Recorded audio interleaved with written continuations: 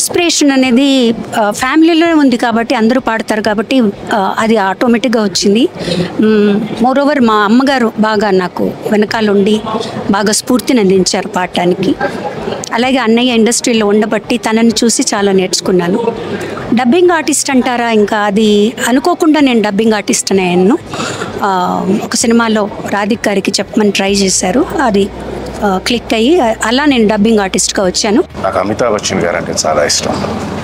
వారిని చూసి నేను ఒక యాక్టర్ అవ్వాలనుకున్నాను, యాక్టర్ని అయ్యాను.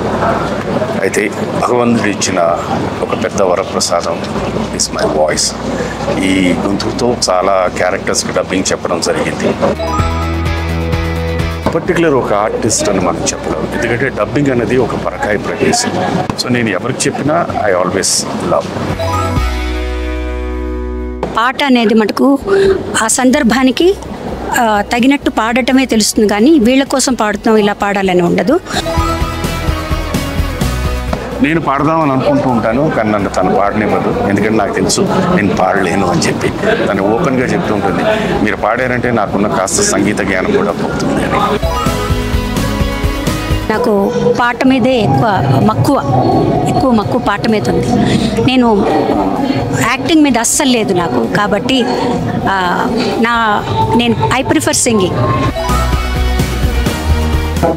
అని చెప్పడానికి ఏం లేదు.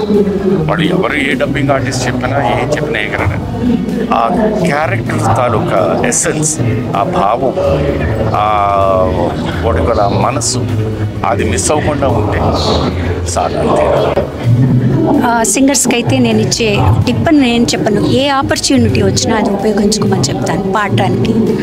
అంటే అది రీ రికార్డింగ్ కావచ్చు, ఇంకోటి కావచ్చు, చిన్న బిట్ కావచ్చు, ఒక హమ్మింగ్ కావచ్చు, దాంతో ఎక్స్పీరియన్స్ వస్తుంది మనకి. సో చిన్న చిన్న అవకాశాలను కూడా వదులుకోకుండా వాళ్ళు సద్వినియోగం చేసుకోవాలని నేను కోరుకుంటున్నాను.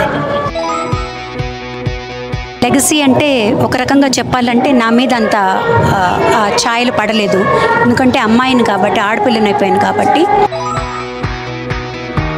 అన్నయ్య సన్నిధి అదే నాకు పెన్నిధి, ఏడేడు జన్మలకైనా నిలవాలి స్మృతి, నిలవాలి స్మృతి.